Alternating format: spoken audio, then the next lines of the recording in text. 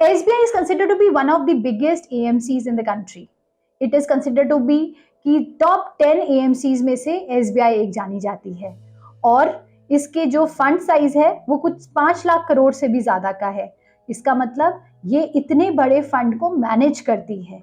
Friends, आज हम SBI के 166 फंड्स में से एक ऐसा फंड लेके आए हैं जो कि बहुत ही स्टेबल है, बहुत पुराना है। उसके फंड का AUM कुछ 35,000 करोड़ का है। So we are reviewing SBI का blue chip fund today. So let's start the video. Systematic investment plan हो या लमसम हो, हर कोई जो फर्स्ट टाइम इन्वेस्टर है मार्केट में ये देखता है पहली चीज कि मेरा पैसा डूबेगा तो नहीं, दूसरी चीज क्या मैं ऐसे फंड के बारे में जान सकता हूं जहां पर मैं लॉन्ग टर्म के लिए अपने पैसे को सेफ मानता हूं, और तीसरी चीज कि मुझे इतना टैक्स इम्प्लीकेशन अपने फंड में नहीं चाहिए। तो यस, SBI का ब्लू चिप फंड 2006 का फंड है। आप इसको डायरेक्ट स्कीम और रेगुलर स्कीम में भी इन्वेस्ट कर सकते हो। अगर मैं डायरेक्ट स्कीम की NAV की बात करूं तो 70 रुपए की है, और अगर आप किसी डिस्ट्रीब्यूटर या एडवाइजर के थ्रू जाते हैं तो इसकी NAV 64 रुपए की है। फंड का साइज 35,000 करोड़ का है। इससे पता लगता है कि फंड है तो बहुत पुराना, बट टाइम टू टाइम इस पे बहुत ही ज्यादा एलोकेशन हुआ है। बैंकिंग का एक्सपोजर इस फंड में बहुत ज्यादा है। Banking like HDFC bank, axis bank, IndusInd bank, बहुत सारे ऐसे बैंक हैं जिनका इनमें इन्वेस्टमेंट है।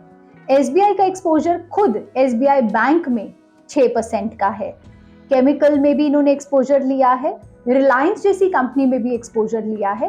तो बेसिकली जो मेरा इन्वेस्टर लार्ज कैप कंपनी में इन्वेस्ट करना चाहता है वो इस कैटेगरी के फंड में इन्वेस्ट कर सकता है। ये लार्ज कैप कैटेगरी का फंड है जिसमें 93% एक्सपोजर सिर्फ लार्ज कैप कंपनीज का है। इसका एक्सपेंस रेशियो भी बहुत कम है, क्योंकि जैसे जैसे सेबी रेगुलेशन कहता है इसका एक्सपेंस रेशियो भी बहुत कम है, क्योंकि सेबी कहता है कि जैसे जैसे आपका फंड साइज बढ़ेगा वैसे वैसे आपके फंड का खर्चा कम होना चाहिए। तो इसका जो एक्सपेंस रेशियो है 1.64 के आसपास है, और यही आप अगर डायरेक्ट स्कीम के थ्रू पैसा इन्वेस्ट करते हैं तो सिर्फ 90 पैसे का खर्चा आता है आपका। एग्जिट लोड वही 365 दिन से पहले एग्जिट करेंगे तो 1% का एग्जिट लोड है, और अगर 365 दिन के बाद आप इसको एग्जिट करेंगे तो कोई एग्जिट लोड नहीं है। टैक्सेशन की बात करूं तो टैक्स बिल्कुल नॉमिनल है जो म्यूचुअल फंड पे लगता है, जो कि लॉन्ग टर्म कैपिटल गेन 10% और शॉर्ट टर्म कैपिटल गेन 15% लगता है। फ्रेंड्स, अगर आप इन्वेस्ट करना चाहते हैं किसी भी लार्ज कैप फंड में तो हम ये रिकमेंड करते हैं कि आप ऐसे स्टेबल फंड में इन्वेस्ट कीजिए, बिकॉज आप फर्स्ट टाइम इन्वेस्टर हैं।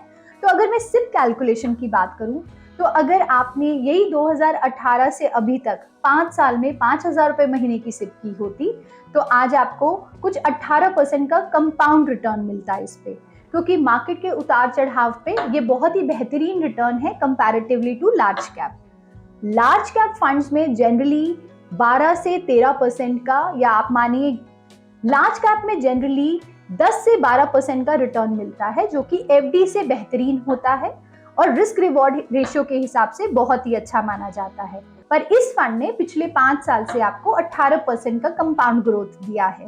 तो फ्रेंड्स, अगर मैं इनकी बेंचमार्क की भी बात करूं तो BSE 100 का बेंचमार्क है, तो बेंचमार्क के ऑलमोस्ट साथ साथ ये फंड चला है। इनके फंड मैनेजर बहुत ही स्टेबल हैं और मार्केट में उनका नाम भी जाना जाता है। सो फ्रेंड्स, अगर आप ऐसे फंड में इन्वेस्ट करना चाहते हैं जो कि आपको स्टेबिलिटी भी देगा, लॉन्ग टर्म ग्रोथ भी देगा और रिस्क रिवॉर्ड रेशियो के हिसाब से आपके पोर्टफोलियो में लंबे समय तक बना रहेगा, तो हम रिकमेंड करते हैं SBI का ब्लू चिप फंड। तो ये तो था हमारे SBI ब्लू चिप का रिव्यू जो कि हमने आपको बताया।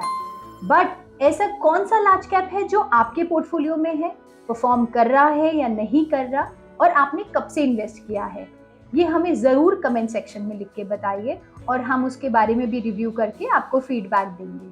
Till then, thank you so much, take care and happy investing.